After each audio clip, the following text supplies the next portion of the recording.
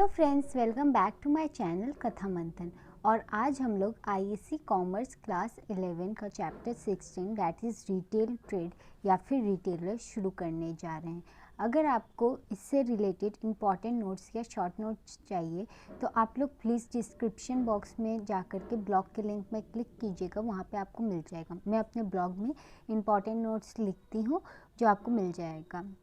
और अगर आप लोग मेरे ऑनलाइन ट्यूशन्स ज्वाइन करना चाहते हैं तो आप लोग प्लीज़ ज्वाइन बटन पे क्लिक करके टर्म्स एंड कंडीशंस पढ़ लीजिए।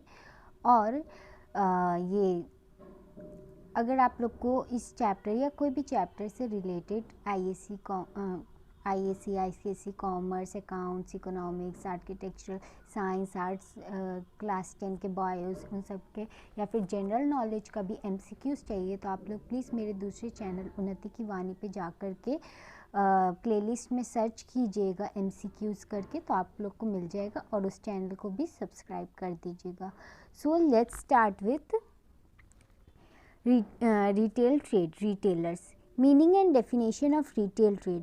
तो रिटेल ट्रेड होता क्या है? जैसे कि हम लोग होलसेलर्स में पढ़े थे कि होलसेलर्स बल्क में सामान खरीदते हैं और थोड़ा थोड़ा करके सामान को बेचते हैं। किसको बेचते हैं? रिटेलर्स को बेचते हैं। और रिटेलर्स डायरेक्टली कंज्यूमर्स को बेचते हैं। तो रिटेलर्स कौन होता है? रिटेलर्स वो होता है जो होलसेलर से सामान खरीदता है थोड़ा थोड़ा करके, लेकिन वेराइटीज़ में, तो उसको हम लोग रिटेलर्स बोलते हैं। और वो लोग डायरेक्टली कंज्यूमर तक सामान पहुंचाते हैं। इसको हम लोग इस तरीके से भी बोल सकते हैं कि रिटेलर एक तरीके से इंटरमीडिएटरी है या फिर मिडिल मैन है। किसके बीच में? होलसेलर्स और कंज्यूमर के बीच में रिटेलर एक मिडिल मैन है। Retailing includes all activities directly related to the sale of goods or services to the ultimate consumer for personal non-business use। तो रिटेलिंग क्या होता है? रिटेलिंग वो सारा एक्टिविटीज़ इंक्लूड करता है जो डायरेक्टली रिलेटेड है गुड्स और सर्विसेज का सेलिंग से, और वो डायरेक्टली अल्टीमेट कंज्यूमर तक पहुंचता है, जो कि नॉन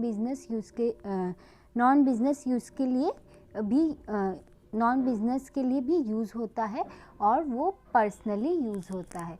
तो ये हम लोग का जो डेफिनेशन है ये विलियम जे स्टैंटन ने लिखा है। जैसा कि मैंने आप लोग को बताया है कि अगर आप लोग कोई भी प्रोफेसर का डेफिनेशन लिखिएगा तो आप लोग को वो डेफिनेशन इन्वर्टेड कॉमा के अंडर लिखना पड़ेगा और नेम मेंशन करना पड़ेगा। जैसे according to William Stanton retailing includes all activities, ऐसे करके लिखना पड़ेगा। और उस इन्वर्टेड कॉमा के अंदर आप लोग कोई भी एक कॉमा का भी मिस्टेक नहीं कर सकते, वरना आप लोग का पूरा मार्क्स कट जाएगा। तो इससे बेटर है कि मैंने अपना ब्लॉग में एक अच्छा सा डेफिनेशन लिख रखा है, आप लोग वहाँ से पढ़ सकते हैं। Now, characteristics of retail trade. A retailer is the intermediary between wholesaler and the ultimate consumer. तो रिटेलर, जैसा कि मैंने अभी आप लोग को बताया कि एक इंटरमीडिएटरी या फिर मिडिल मैन है, किसके बीच में? होलसेलर्स और अल्टीमेट कंज्यूमर्स के बीच में। A retailer buys goods from wholesalers and sells them in small quantities to ultimate consumers. तो रिटेलर जो है वो गुड्स खरीदता है होलसेलर से और स्मॉल क्वांटिटीज़ में बेचता है किसको? कंज्यूमर्स को। He maintains personal contact with his customers. अब ये जो रिटेलर्स होते हैं ये अपने कस्टमर के साथ पर्सनल कॉन्टैक्ट्स भी रखते हैं। Generally a retailer deals in a wide variety of good. अब जैसा कि हम लोग ने शुरू में ही पढ़ा था कि वो होलसेलर से वैरायटी में गुड्स खरीदता है, भले कम खरीदता है लेकिन वैरायटी में खरीदता है। तो इससे क्या पता चलता है? जो रिटेलर है हम लोग का, वो जो गुड्स में डील करता है वो वैरायटी के होते हैं। He perform various marketing function and display goods to attract customers। वो अपना गुड्स को इस तरीके से डिस्प्ले करता है कि वो लोग ज़्यादा से ज़्यादा कस्टमर को अपनी तरफ अट्रैक्ट कर सके, अपना कंज्यूमर बढ़ा सके। A retailer usually buys goods on credit and sells on cash basis। अब हम लोग ने होलसेलर चैप्टर में पढ़ा था कि रिटेलर जो है वो क्रेडिट में खरीदता है सामान और वो कैश में बेचता है कंज्यूमर को, और उसी से वो अपना पैसा चुकाता है होलसेलर को। Retail shops are generally situated near to customer. और ये जो रिटेल शॉप्स है ये हम लोग के बहुत करीब सिचुएट करता है। जैसे हम लोग का नीचे जो घर के नीचे जो दुकान है वो एक रिटेल शॉप है। तो मतलब ये हम लोग के कितना पास है, अगर हम लोग को तुरंत कोई किसी भी चीज़ का ज़रूरत होगा तो हम लोग नीचे से जाके ले पाएंगे। हम लोग को डायरेक्टली होलसेलर के पास या फिर मैन्युफैक्चरर के पास नहीं जाना पड़ेगा। Distinction between wholesaler and retailer. अब होलसेलर और रिटेलर में क्या डिफरेंस है? लिंक में क्या बोलता है, एक होलसेलर किसके बीच में इंटरमीडिएटरी है, प्रोड्यूसर और रिटेलर के बीच में, जबकि एक रिटेलर किसके बीच में इंटरमीडिएटरी या फिर मिडिलमैन है, होलसेलर और कंज्यूमर के बीच में। Scale of operation. अब स्केल ऑफ ऑपरेशन में क्या है, जो होलसेलर स्केल ऑफ ऑपरेशन है होलसेलर का वो काफ़ी लार्ज है, जबकि रिटेलर का स्मॉल है। रेंज ऑफ गुड्स, जो होलसेलर है वो एक ही कॉमोडिटी मतलब एक ही गुड्स में डील करते हैं, जबकि रिटेलर जो है वो वैरायटी ऑफ गुड्स में डील करते हैं। Dealings, a wholesaler generally sells good to retailers on credit but a retailer usually sells goods to consumer on cash basis। तो जो डीलिंग्स में आता है तो क्या बोल रहे हैं कि होलसेलर हमेशा नहीं, ज़्यादातर रिटेलर को क्रेडिट में सामान सेल करता है, जबकि एक रिटेलर जो है वो अपना सामान कंज्यूमर को कैश में सेल करता है। ऐसा नहीं है कि रिटेलर क्रेडिट में सेल नहीं करता, वो भी क्रेडिट में सेल करता है जब उसका अच्छा पर्सनल कांटेक्ट बन जाता है कंज्यूमर से तब। Location. A wholesaler can have a go down in a corner of the city and can supply goods therefrom, but the shop of a retailer needs to be located in the heart of the city to attract a large number of customer। अब जो wholesaler है वो हम लोग का city का कोई भी कोना में होगा तो वहाँ तक हम लोग को जाने का ज़रूरत नहीं, लेकिन जो रिटेलर होता है उसको हम लोग कंज्यूमर के पास में रहना पड़ेगा ताकि वो हम लोग को अट्रैक्ट कर सके अपने पास। Now, profit margin. A wholesaler has not to spend money on shop decoration etc. अब क्या होता है प्रॉफिट मार्जिन में कि होलसेलर को अपना शॉप डेकोरेट करने के लिए उतना पैसा खर्च करने का ज़रूरत नहीं है, और मतलब तो उसका जो है उसका एक तरीके से इधर से एक्सपेंस कम हो गया। Therefore, he charges a smaller margin of profit than that charged by the retailer। तो इसलिए वो सामान थोड़ा सस्ता में रिटेलर को बेचता है, लेकिन रिटेलर को अपना जो है शॉप को अच्छे से डेकोरेट करना पड़ता है ताकि वो कंज्यूमर को अट्रैक्ट कर सके, इसलिए यहाँ पे जो है रिटेलर प्रॉफिट मार्जिन अपना थोड़ा ज़्यादा रख के सामान को बेचता है। Display of goods. A wholesaler need not to display goods while retailers has to need to display their goods to their customers। तो एक होलसेलर को अपना गुड्स को डिस्प्ले करने का ज़रूरत नहीं है, जबकि एक रिटेलर को अपना गुड्स को डिस्प्ले करने का ज़रूरत है। Impact on trade. Goods sold by a wholesaler remain in distribution and are resold. तो जो गुड्स हम लोग जो होलसेलर गुड्स सोल्ड करता है वो remain in distribution and are resold, मतलब जो होलसेलर गुड्स सोल्ड करता है रिटेलर को, वो रिटेलर खुद के यूज़ के लिए यूज़ नहीं करता, उसको रीसोल्ड करता है। किसको रीसोल्ड करता है? कंज्यूमर को। और जो रिटेलर्स सोल्ड करते हैं गुड्स वो अल्टीमेट कंज्यूमर को ही सोल्ड करते हैं, तो वहाँ से और रीसोल्ड का ऑप्शन नहीं उठता। Source of supplies. Wholesalers buys goods from manufacturer and their agents. On the other hand a retailer generally buys goods from wholesalers and their agents। तो जो होलसेलर है वो गुड्स बाई करता है किससे? मैन्युफैक्चरर से और एजेंट से, और जो हम लोग का रिटेलर्स है वो होलसेलर से गुड बाई करता है और उसके एजेंट से। Now purpose of selling. A wholesaler sells goods for resale, on the other hand a retailer sells goods for ultimate consumption और यूज़।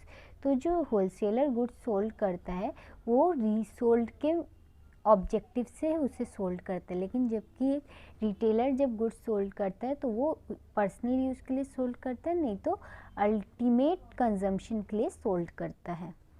नेसेसिटी और फंक्शंस ऑफ ए रिटेलर। अब एक रिटेलर का इम्पॉर्टेंस और फंक्शंस क्या होता है? Buying and assembling. A retailer buys a wide variety of goods from different wholesalers after estimating customer demand. He selects the best merchandise from each wholesaler and brings all the goods under one roof. In this way, he performs the twin function of buying and assembling of goods. तो buying and assembling क्या बोल रहा है? ये बोल रहा है कि जो रिटेलर है वो एक वाइड वैरायटी में गुड्स लाता है. कहाँ से लाता है? डिफरेंट होलसेलर से लाता है. तो वहाँ से जो वो डिफरेंट होलसेलर से जब गुड्स लाता है थोड़ा थोड़ा करके, वो अपने अंडर मतलब अपने दुकान में रखता है. एक छत के नीचे वो सारा सामान रखता है, अपने शॉप को डेकोरेट करता है ताकि वो कंज्यूमर को अट्रैक्ट कर सके, और वो सामान हमेशा कस्टमर के डिमांड के हिसाब से लाता है. तो इस तरीके से जो रिटेलर होते हैं ना हम लोग के, वो ट्विन फंक्शंस परफॉर्म करते. एक तो खरीदने का, वो होलसेलर से खरीदने और डिफरेंट गुड्स को एक ही रूफ के अंडर रखने का, मतलब एक ही छत के नीचे रखने का, यानी असेंबलिंग का भी फंक्शन परफॉर्म करते हैं. Storage, a retailer maintains a ready stock of goods and display them in his shop. अब जो रिटेलर है वो हम लोग का में एक ready stock of goods maintain करता है, मतलब उसके पास हमेशा गुड्स का जो स्टॉक होता है वो हमेशा मेंटेन रहता है, और वो हमेशा अपने उस गुड्स को शॉप में डिस्प्ले किया रहता है. Selling, the retailer sells goods in small quantities according to the demand and choice of customers. जो हम लोग का रिटेलर्स है वो गुड्स सेल करता है कस्टमर का डिमांड के हिसाब से और स्मॉल क्वांटिटीज़ में कंज्यूमर्स को. Grading and packing, the retailer grades the goods which are not graded by manufacturers and wholesaler. He packs goods in small lots for the convenience of customer. अब grading और packing में क्या बोल रहे हैं? जो रिटेलर्स होते हैं वो गुड्स को ग्रेड करते हैं, मतलब अच्छे से पैक करते हैं कौन से गुड्स को, जो मैन्युफैक्चरर और होलसेलर नहीं करते, ताकि कंज्यूमर को खरीदने में कन्वीनियंस हो सके, मतलब आसानी हो सके. Risk bearing, a retailer always keeps stock of goods in anticipation of demand. He bears the risk of loss due to fire, theft, spoilage, price fluctuation, etc. जो retailers है वो हमेशा अपना गुड्स को एंटिसिपेट करके रखते हैं डिमांड के हिसाब से, ताकि उनको रिस्क बियर ना करना पड़े. जब हम लोग का डिमांड, टेस्ट, प्रेफरेंस चेंज हो तो उन लोग को वो रिस्क बियर ना करना पड़े. Transportation, retailers often carry goods from wholesaler and manufacturer to their shop. तो रिटेलर्स जो है वो गुड्स कैरी करते हैं होलसेलर और मैन्युफैक्चरर से अपने शॉप तक. Financing, some retailers grant credit to customers and provide the facility of return or exchange of goods. अब जो कुछ रिटेलर्स क्रेडिट फैसिलिटी में भी कंज्यूमर को गुड्स सेल करते हैं, और उसका मतलब परचेज रिटर्न, मतलब जो वो बेचते हैं उसको वो लोग वापस भी ले लेते हैं अगर उस गुड्स में कुछ डिफेक्ट या फिर ख़राबी हो या कंज्यूमर को पसंद ना आए तो वो गुड्स एक्सचेंज भी कर देते हैं. Sales promotion, a retailer displays goods. He carries out publicity through shop decoration, window display, etc. He maintains direct and personal contact with consumers.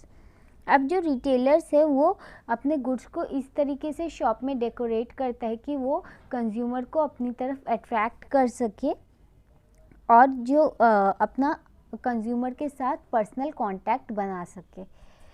Market information, retailers provide knowledge to consumer about new product and uses of old product. They advise and guide consumer in better choice of goods. They also provide market information to wholesalers and manufacturer. अब जो retailers है वो wholesalers की मदद से उसको goods के बारे में काफ़ी नॉलेज हो जाता है, तो वो लोग वो नॉलेज कंज्यूमर को भी देता है, ये न्यू प्रोडक्ट्स के बारे में और ओल्ड गुड्स के बारे में एडवाइस देता है. और वो जो मार्केट रिसर्च बैठाता है, मतलब जो पर्सनल कांटेक्ट करता है कंज्यूमर से, उससे उन लोग को कंज्यूमर का डिमांड, टेस्ट और प्रेफरेंस में चेंज के बारे में पता चलता है, जो वो होलसेलर और मैन्युफैक्चरर को बताता है. होप आप लोग को ये चीज़ समझ में आया होगा, meaning and definition of retailers और या फिर retail trade, characteristics of retail trade, distinction between wholesalers and retailers, और नेसेसिटी और फंक्शंस ऑफ ए रिटेलर. तो अगर आप लोग को कोई भी डाउट है रिलेटेड टू दिस चैप्टर या फिर दिस पार्ट, तो आप लोग मेरे को कमेंट कीजिएगा, आप लोग को उसका आंसर मिल जाएगा। और नेक्स्ट वीडियो में हम लोग सर्विसेज और फिर रिटेलर्स पढ़ेंगे।